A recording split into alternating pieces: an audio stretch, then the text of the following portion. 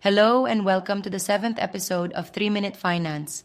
In this episode, pag-uusapan natin ang fifth at final variable ng TVM, and that is time. Of all the variables, time ang pinakamahirap i-manage kasi we can't really control it.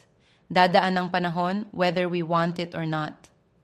The value of TVM lies in the fact na pwede natin malaman kung kailan natin realistically maabot ang mga goals natin given our decisions and resources today. As an example, let's say gusto natin magkaroon ng 1 million pesos. Using our TVM app, we put 1 million pesos sa future value. Then let's say we have 10,000 pesos today to start with. Ilalagay natin ang negative 10,000 pesos sa present value. Next, sabihin nating magtatabi tayo ng 5,000 pesos a month or 60,000 pesos a year. Ilalagay natin ngayon ang negative 60,000 pesos sa amortization. Lastly, sabihin nating ilalagay natin ang pera sa isang savings account sa isang traditional bank.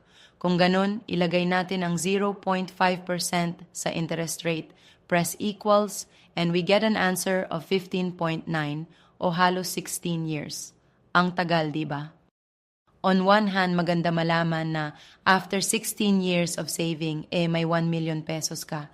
Pero in 16 years, mas maliit na ang dami ng mga bagay na mabibili ng 1 million pesos kasi every year tumataas ang mga presyo ng bilihin.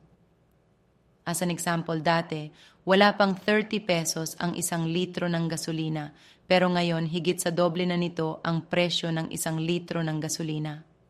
Paano pa kaya in 16 years? That is the main reason why savings accounts are not a good idea kung gusto talaga natin umasenso. Sobrang baaba ang kikitain ng pera mo over time.